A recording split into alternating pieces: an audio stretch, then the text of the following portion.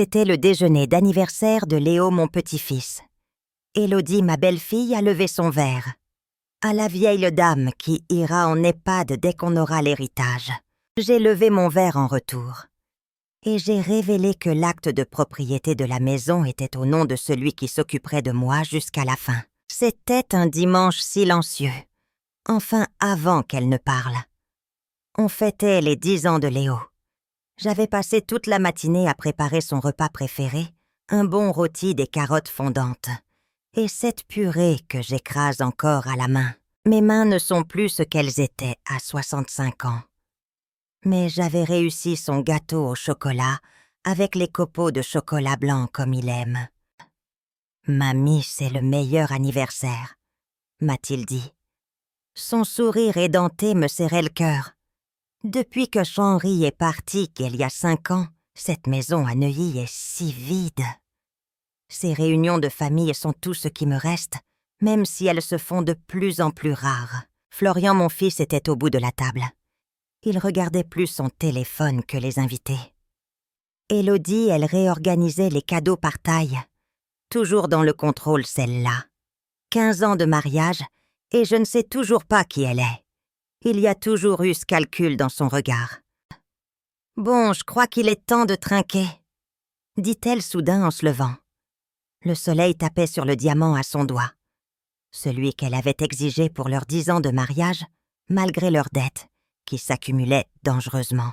J'ai levé mon verre de jus de pomme pétillant.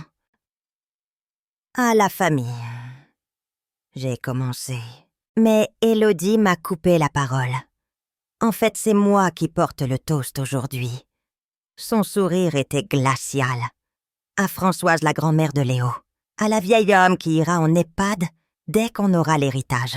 Le silence est tombé. Lourd. Léo ne comprenait pas. Florian s'est étouffé avec son verre de honte ou de colère, je ne pouvais pas savoir. Je me suis sentie giflée. Mon verre tremblait, mais j'ai refusé de le lâcher. 65 ans de vie vous apprennent à encaisser sans vous effondrer, sans vous. Élodie, a soufflé Florian. C'est une blague, maman. Mais ce n'était pas une blague. Nous le savions tous. Le mépris et la convoitise sur le visage d'Élodie étaient clairs. J'ai posé mon verre doucement. Mes doigts arthritiques se sont crispés. J'ai pris mon sac à main accroché à la chaise. J'avais un document plié dedans, je comptais en parler à Florian seul à seul. Mais Élodie a changé mes plans. L'acte de propriété de cette maison. J'ai dit en posant le papier sur la table. Il a une clause spéciale.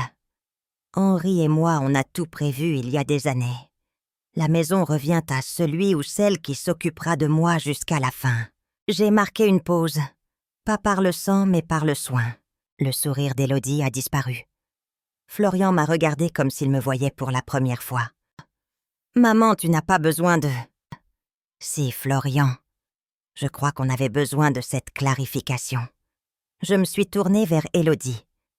Il n'y a pas d'héritage automatique. Cette maison n'est pas un dû, ce n'est pas le prix à payer pour m'abandonner dans un EHPAD.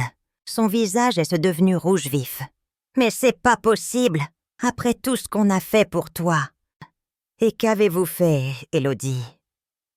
Les mots sont sortis tout seuls. « Vous êtes venue 4 fois l'an dernier. Tu as oublié mon anniversaire. Quand j'ai eu cette mauvaise grippe en janvier, c'est Magali, ma voisine, qui venait voir si j'étais encore en vie.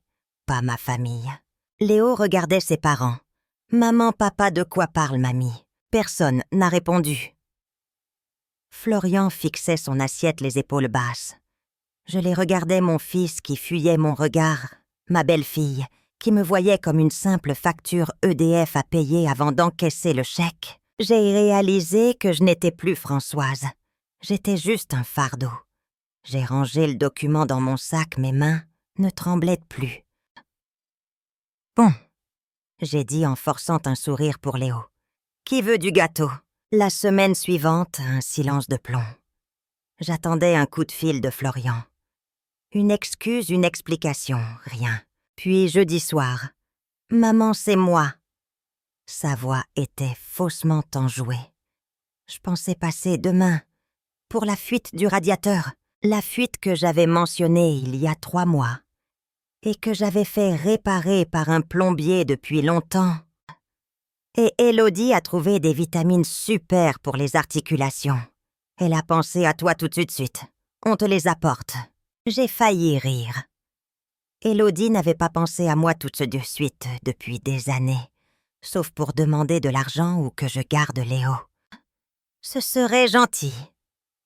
J'ai répondu curieuse de voir la suite de cette comédie. Ils sont arrivés le lendemain. Les vitamines, un gratin que Florian n'avait jamais cuisiné de sa vie, et un bouquet de lys qui m'a fait éternuer. Élodie m'a serré dans ses bras. Un câlin froid calculé. Tes hortensias sont magnifiques, Françoise. Ses yeux balayent rien que le salon s'attardant sur le buffet Henri II qui venait de ma mère. Florian, tu peux regarder le broyeur. J'ai dit bien qu'il fonctionne parfaitement. Dès que Florian a disparu dans la cuisine, le ton d'Élodie a changé. Elle s'est approchée, sa voix n'était qu'un murmure. Françoise, j'espère qu'il n'y a pas de rancune pour cette blague idiote. Tu sais comment je suis avec un verre de vin. J'ai hoché la tête sans parler. En fait, continua-t-elle, j'espérais qu'on pourrait parler de vos dispositions. À notre âge, c'est tellement important d'avoir tout en ordre. À notre âge, elle a 43 ans. Tout est en ordre, Élodie. Je l'ai rassurée.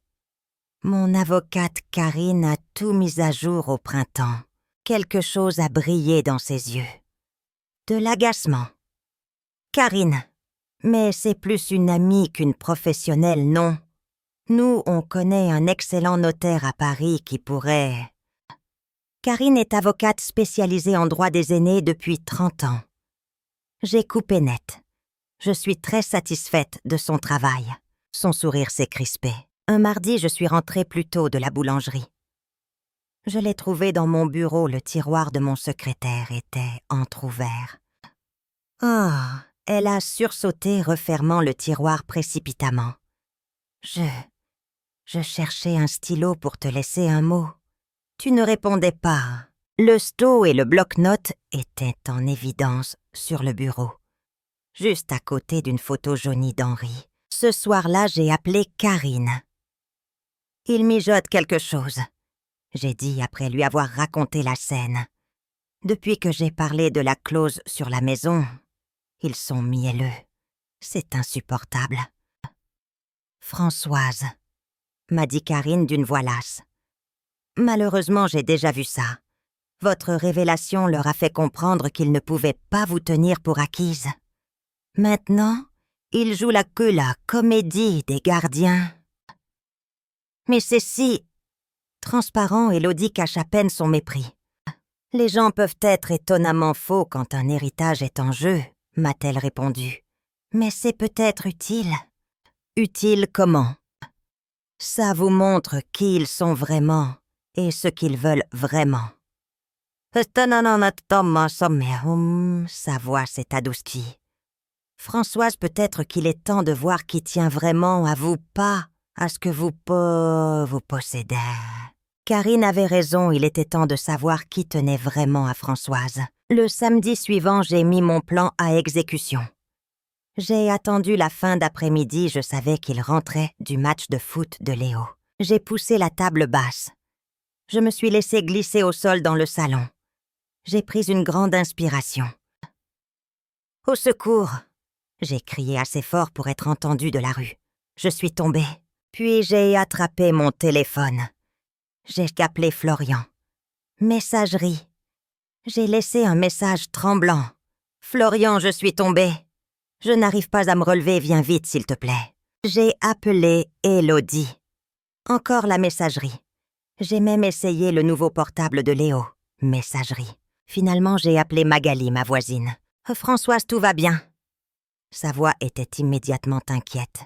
« Je suis tombée, Magali. » J'ai dit d'une voix faible. Je n'arrive pas à me relever. Je détestais mentir, mais j'avais besoin de savoir.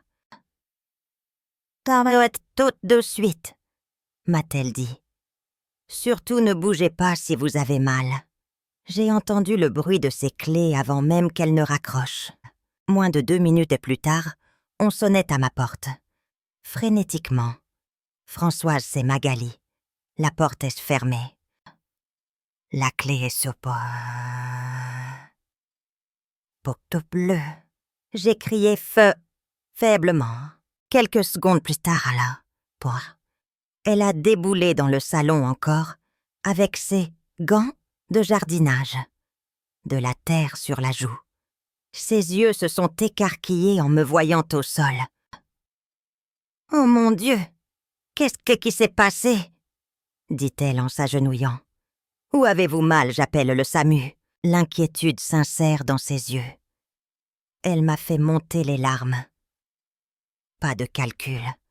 Pas d'évaluation de ce que s'occuper de moi pourrait lui rapporter. « Magali, il faut que je vous dise quelque chose. » J'ai dit en m'asseyant. Je ne suis pas réellement blessée. Ses sourcils se sont froncés. La confusion. Je lui ai tout expliqué. Mon test. Ma famille. « Vous avez appelé votre famille, d'abord, n'est-ce pas ?» m'a-t-elle demandé doucement. J'ai hoché la tête, soudain honteuse de mon stratagème. « Je suis désolée de vous avoir menti. »« Ne le soyez pas, » dit-elle en s'asseyant sur ses talons. « Je comprends pourquoi vous l'avez fait. » Elle a retiré ses gants. Depuis l'anniversaire de Léo, ils agissent bizarrement. Vous avez remarqué? Je les ai vus. Leur voiture dans votre allée. Tous ces cadeaux. Le visage de Magali s'est durci. Élodie m'a même demandé la semaine dernière si je savais quelque chose sur votre testament. J'en suis restée bouche bée. Elle a fait ça. Oui, elle m'a dit qu'elle s'inquiétait que des gens mal intentionnés profitent de vous. Magali a eu un petit sourire. Je lui ai répondu que vous étiez plus vive d'esprit que nous deux réunis. J'ai ri, pour la première fois depuis des semaines. Un vrai rire. Magali m'a aidé à me relever. Je lui ai proposé un thé. Nous nous sommes assises à la table de la cuisine, le soleil de fin d'après-midi réchauffant la pièce. On a parlé, vraiment parlé. J'ai appris qu'elle avait été bibliothécaire, qu'elle faisait des courtes pointes magnifiques pour les hôpitaux d'enfants. Pendant ce temps, mon téléphone est resté silencieux. Pas d'appels manqués, pas de textos inquiets, pas de fil se précipitant au chevet de sa mère. « Vous savez, Françoise, » m'a dit Magali, « la famille, ce n'est pas toujours ceux à qui on donne naissance, ou par alliance.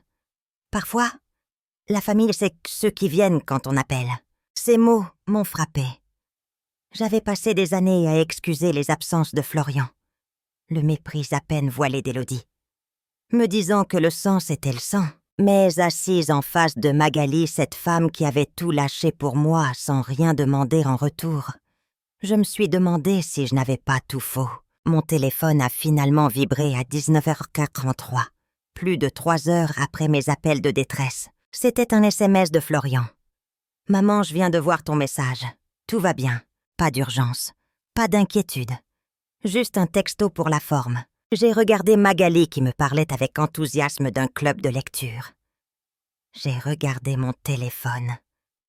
J'ai regardé Magali. « Vous avez raison, » j'ai dit à Magali en rangeant mon téléphone sans répondre à Florian. La famille, c'est ceux qui viennent. Et pour la première fois depuis des années, j'ai senti le poids de l'obligation se lever de mes épaules. Je ne devais rien à des gens qui ne voyaient en moi qu'un héritage sur pattes. Il était temps de réécrire ma définition de la famille et mon testament. Le lundi matin, on a tambouriné à ma porte. J'étais dans la cuisine, savourant mon café et mes mots croisés. « Maman, ouvre !» C'était la voix de Florian, impatiente. J'ai pris mon temps. Quand j'ai ouvert, il est entré sans s'essuyer les pieds, Élodie sur ses talons. « Pourquoi tu n'as pas répondu à mon texto? J'étais mort d'inquiétude. » Un mensonge.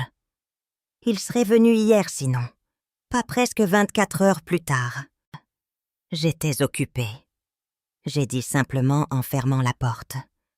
Les yeux d'Élodie ont scanné la pièce, notant la tasse de thé de la veille, celle de Magali. « Tu avais de la compagnie. » Sa voix était suspicieuse. « Magali est passée. Elle vérifie que je vais bien. » Régulièrement. Florian a semblé gêné. « Maman, à propos de ton message. »« Je suis tombée. » J'ai interrompu. Je ne pouvais pas me relever. J'ai dû appeler à l'aide. « On était au match de Léo, » a dit Élodie rapidement. « Tu sais comme c'est important. » Magali était dans son jardin. J'ai répliqué. Elle est ôtée là en 2 minutes. Vous avez répondu 3 heures plus tard, par texto. Le visage d'Élodie s'est durci. On est très stressé en ce moment. Si tu t'intéressais un peu à nos vies, au lieu de t'attendre à ce qu'on lâche tout. Quel genre de stress ? J'ai demandé. Elle a jeté un regard à Florian qui est soudain devenu très intéressé par les motifs de ma nappe. Des pressions financières, a fini par dire Élodie. L'économie, tu sais, nos investissements n'ont pas... On va peut-être devoir vendre la maison de Deauville, a murmuré Florian. La maison qu'ils avaient été achetée il y a 2 ans contre mon avis. La maison qui avait étiré leurs finances au maximum, mais qu'Élodie voulait pour les apparences. J'en suis désolée. Dis. Justement, a repris Élodie, sa voix redevenant mielleuse. C'était la vraie raison de leur visite. On pensait à ta situation. Vivre seule à ton âge, c'est si dangereux. Ta chute le prouve. Je vis seule depuis 5 ans. C'est ma première chute. Et si, a dit Florian, si on aménageait notre sous-sol, pour toi, tu pourrais vendre ici, déménager avec nous. On serait juste au-dessus si tu avais besoin de quoi que ce soit. J'ai failli rire. Vendre ma maison, mon atout le plus précieux, qui vaut une fortune à Neuilly, pour vivre dans leur cave. Comme c'est pratique pour eux. C'est très attentionné, j'ai dit. Mais je suis heureuse d'ici. Françoise, sois raisonnable, a sifflé Élodie. Cette maison était trop grande pour une personne. L'entretien, je me débrouille. Man, a soupiré Florian. On essaye de t'aider depuis que papa est mort. Tu es isolé. On s'inquiète. Il voyait juste les millions d'euros. Pas moi. En fait, j'ai dit en posant ma tasse. J'y ai pensé. Je pense que je vais prendre une locataire. L'horreur sur le visage d'Élodie était presque comique. Une locataire. Pour louer la chambre d'amis. Ça me fera de la compagnie. Un petit revenu. Et quelqu'un dans la maison si j'ai besoin d'aide. Magali connaît une étudiante infirmière qui cherche un logement abordable. « Absolument pas !» a explosé Élodie. « Une inconnue, chez toi qui touche à tes affaires, qui a accès à tout. » Je la rencontrerai d'abord, bien sûr. J'ai dit calme. Je pensais que vous seriez content. Ça règle votre inquiétude de me savoir seule. Élodie était furieuse. Mais Florian lui me regardait différemment. Comme s'il voyait quelque chose de nouveau. « Maman, tout va bien ?» a-t-il demandé. « Tu sembles différente. » « Je le suis, Florian. » J'ai admis. J'ai compris certaines choses récemment. « Quelles choses ?» Avant que je ne puisse répondre, le téléphone d'Élodie a sonné. Elle a regardé. « Oh, la réunion pour les placements. On doit y aller. » Florian a hésité, mais il l'a suivi. Ils sont partis. Ils voulaient mon argent. Ils voulaient ma maison. Toute leur attention récente, leur inquiétude soudaine, ce n'était pas pour moi. J'ai appelé Karine. Il était temps de restructurer plus que mon testament, il était temps de restructurer ma définition de la famille. 3 semaines plus tard, j'ai signé les papiers chez Karine. En sortant, je ne suis pas rentrée chez moi. Je suis allée au club des aînés, là où Magali m'invitait depuis des mois. J'avais toujours refusé. J'attendais Florian et Léo. J'attendais en vain. L'accueil a été si chaleureux. Ces femmes ne voulaient rien de moi, juste de la compagnie. On m'a proposé d'organiser un club de lecture. J'ai même accepté de faire la lecture aux enfants à l'hôpital voisin. Moi, l'ex-comptable PME, je redevenais utile. Le soir, j'ai ignoré le texto de Florian parlant d'un EHPAD de luxe. J'ai contacté un programme de cohabitation intergénérationnelle. Quand ils sont revenus à l'improviste, je remplissais les dossiers. « C'est quoi ça ?» a dit Florian. « Un programme de cohabitation. Je transforme les chambres d'amis en location pour étudiants. Élodie est devenue blanche. Des locataires, tu es sérieuse. Très sérieuse. La maison est trop grande pour moi, comme vous l'avez si bien dit. Mais je n'ai pas besoin de la vendre pour régler le problème. Mais notre plan, a balbutié Élodie. Le déménagement. Je ne déménage pas, j'ai dit fermement. Je reste ici, et je ramène de la vie dans cette maison. Maman, quand est-ce que tu as... Quand j'ai réalisé que j'attendais des visites qui ne venaient jamais, j'ai répondu honnêtement. Quand j'ai compris que je devais construire mon propre bonheur, au lieu d'attendre que les autres me le donnent. Florian a eu la décence de rougir. Ces programmes sont dangereux, a insisté Élodie. Tu auras des étrangers. Franchement, j'ai dit en la regardant droit dans les yeux. Je m'inquiète plus des gens qui essaient de me faire vendre ma maison que de locataires triés sur le volet. Elle s'est tue nette. Florian, j'ai continué en me tournant vers mon fils. Je sais que les choses sont difficiles financièrement. Je suis prête à discuter de la manière dont je pourrais aider avec un prêt. Un vrai prêt documenté. Pas en vendant ma sécurité. Il m'a regardé et j'ai vu la compréhension naître dans ses yeux. Ce n'était plus sa mère soumise avide d'attention. C'était une femme qui prenait sa vie en main. « Maman, a-t-il finalement dit d'une voix calme, tu as changé. » J'ai souri sentant la vérité de ses mots. Oui, enfin, 1 an plus tard. Mon 11e anniversaire. La maison était pleine de vie et de rire. La table de la salle à manger, celle qui avait été témoin de ce toast cruel, était maintenant entourée de ma famille choisie. Magali était à ma droite. À ma gauche, Inès l'étudiante infirmière, qui est devenue comme ma petite fille. Marc et Adrien, les 2 étudiants en musique qui louent le sous-sol aménagé, avaient préparé un festin. Ils remplissent la maison de concerts impromptus. On a sonné à la porte. C'était Florian, seul, un paquet sous le bras. « Bon anniversaire, maman. J'espère que je ne dérange pas. » Je ne l'avais vue que 4 fois cette année. Élodie n'était jamais là. J'ai appris par le voisinage qu'ils avaient vendu la maison de Deauville et vivaient plus modestement. « Tu ne déranges pas, » je l'ai assuré. « On va manger le gâteau. » Il est entré. Il a regardé les nouvelles couleurs, les photos de gens qu'il ne connaissait pas. Mes amis l'ont accueilli chaleureusement, ils connaissaient mon histoire. Après le gâteau, nous sommes allés sur le balcon. « Maman, je te dois des excuses. » Il a pris une grande inspiration. J'ai laissé Élodie tout dicter. J'ai laissé faire. Et te voir aujourd'hui avec ces gens qui t'adorent, j'ai compris ce que j'ai perdu. « Où est Élodie ce soir ?» j'ai demandé. Il a regardé ses mains. « Nous sommes séparés.